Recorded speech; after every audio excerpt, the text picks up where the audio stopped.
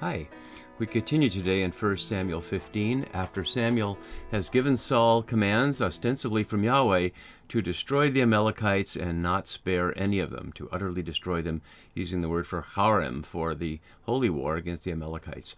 As you can see on the right side of the screen, we're working through this entire section from 1 Samuel 11 to 15 as the reign of Samuel is portrayed and setting up for his replacement by David, which will come very soon.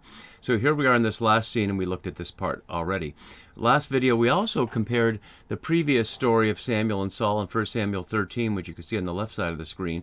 And as I showed last time, we color-coded this to 4 parts of the story. The parts that are not color-coded are obviously also part of the story, but aren't part of the exact parallel. So last video, we looked at these red parts. Samuel saying to Saul the first time about waiting for him, 7 days you shall wait, and this time about killing the Amalekites and utterly destroying them, using harem again, and do not spare them, or literally do not have mercy on them, but kill man and woman, child and infant, ox and sheep, camel and donkey.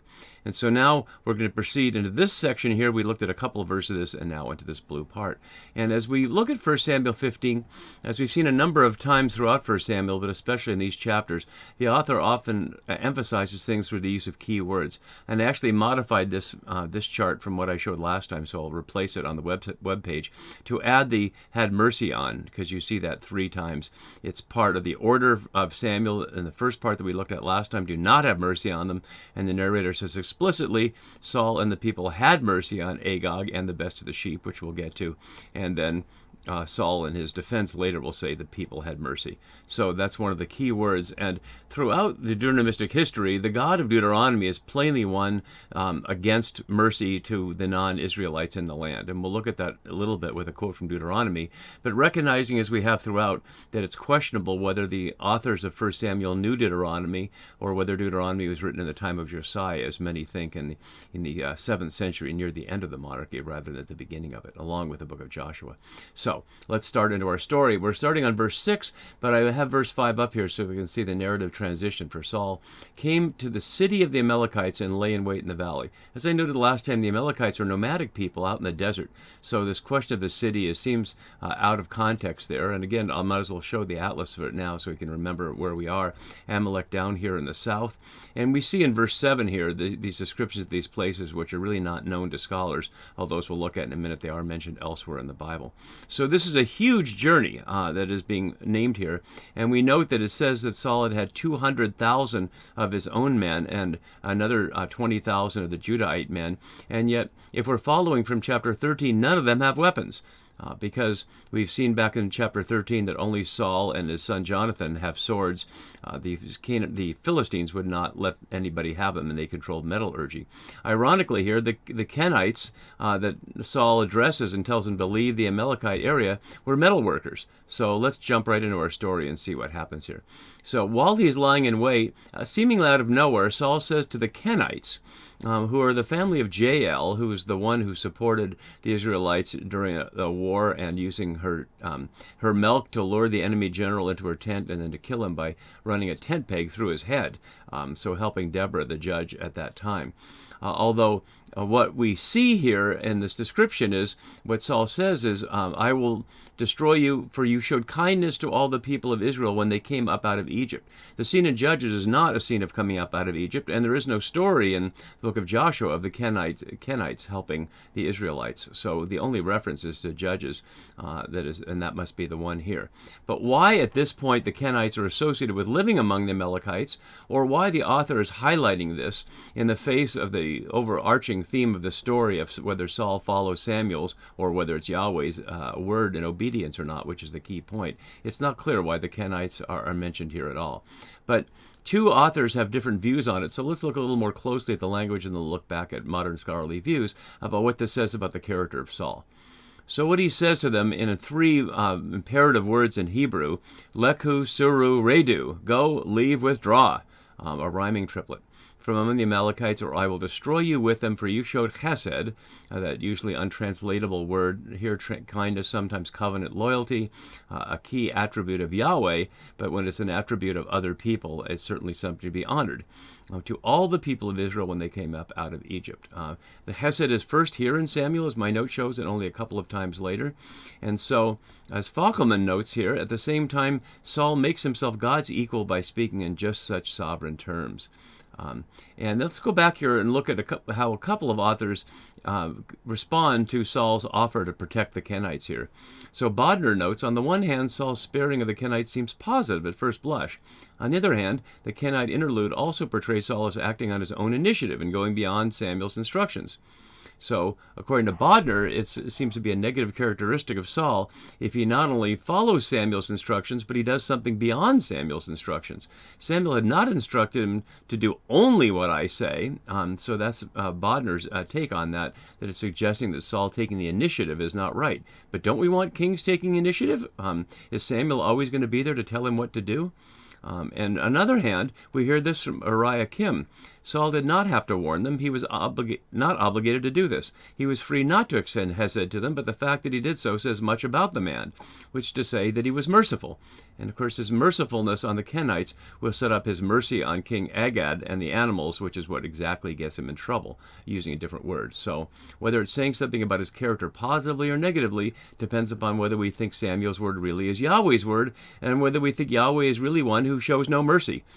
Is Samuel or Saul in some ways quote unquote better than Yahweh by showing mercy rather than not? And that depends on a theology that comes from somewhere other than the passages we're looking at here. So we won't go into that in this context.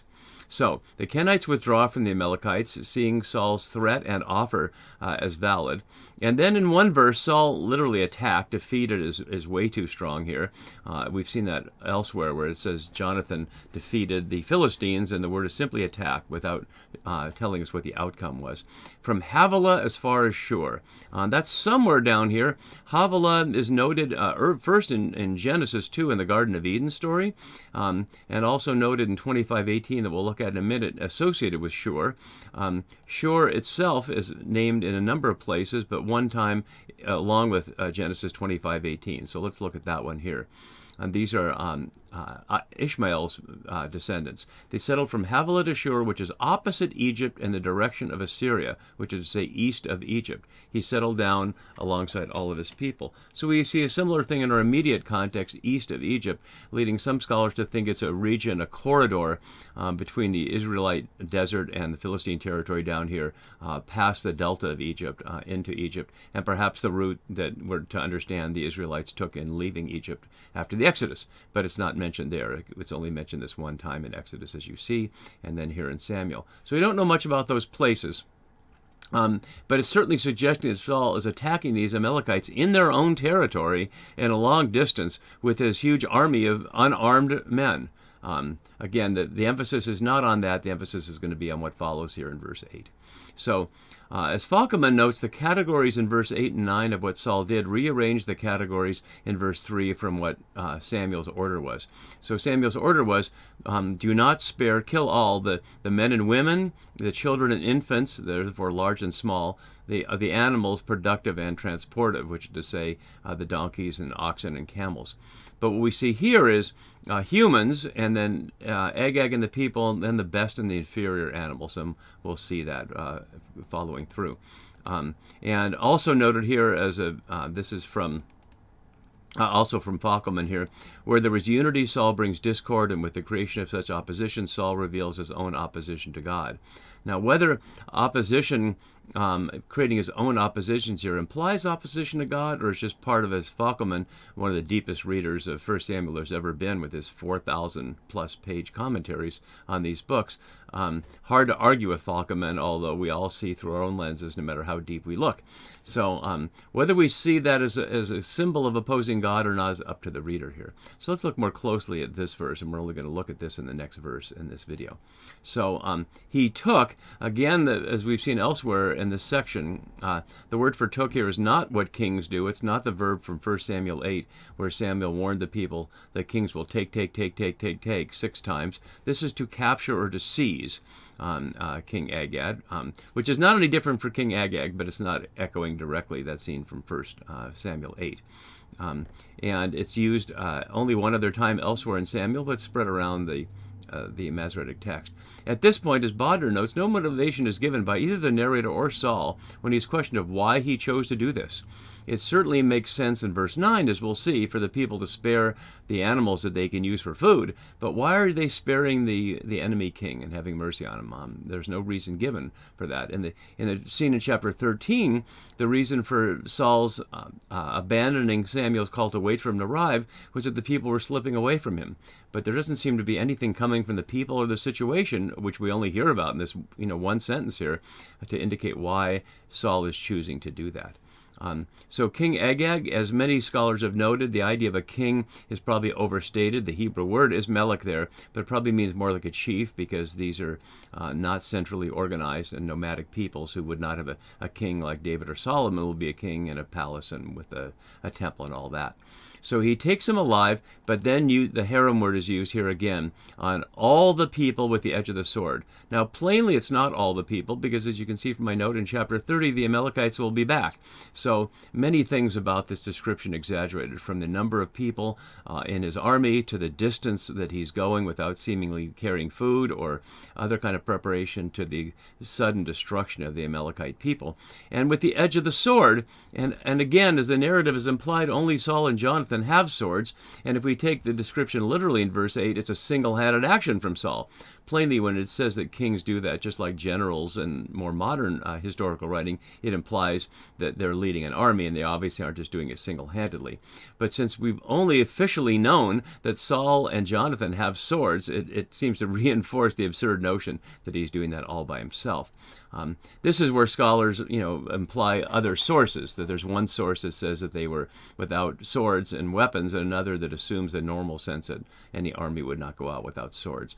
But we don't have to resolve that question here, because the emphasis is not on the sword, the emphasis is on the having mercy. So let's look at our final verse here. So now it's directly violating Samuel's word, but we'll note just for now in chapter 27, David will do the exact same thing. I'm not going to look at that now. You can note that chapter and verse, and we'll look at it when we get there. So Saul and the people, now the people are implicated in this, as Borgen notes there. But more importantly, King Saul's leadership is compromised by having the people implicated in actions he was supposed to direct, for which he was to take responsibility.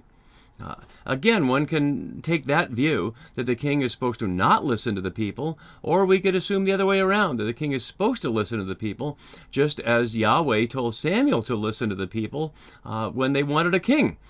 So scholarly interpretation of what Saul's actions here often are determined by the outcome, that we know Saul is going to be rejected, and they're often looking for ways to show why Saul was compromised and why Samuel will say very soon that the kingship has been taken away from him. But certainly people can argue about whether the king working with the people or working by himself and just directing the people is a good or a bad way of monarchy. But at least what it implies here is that people are part of the process of violating Samuel's order. Although whether the people know about it, we don't know, because there's no narration of Saul telling the people, and Samuel said it to Saul apparently privately. Although, as we note at the time, no place or time was named for exactly when that conversation at the beginning of the chapter was happening. So Saul and the people, again, here's the word, chamel, in the first word in the sentence in Hebrew for emphasis. So spared Saul and the people, Agag, and the best here of the sheep and of the cattle and of the fatlings, which literally means the second, which is to say the babies coming out, we could say calves, and the lambs, and all that was valuable, or literally tov, all that was good, and would not destroy them, would not engage in the harem on them. All that was despised and worthless they utterly destroyed. So here it's probably a hendiadys, these two words together in Hebrew, nemavezah and venemas, one only here, but probably as a hendiadys, which is to say two words put together with an and to indicate one concept, to say they destroyed the garbage, they destroyed the junk, and kept the stuff that was valuable. And of course, why not? if you're going to attack a people and you're covering all this incredible distance, you're certainly going to be hungry after that fight. And here's all kinds of good food for them to eat.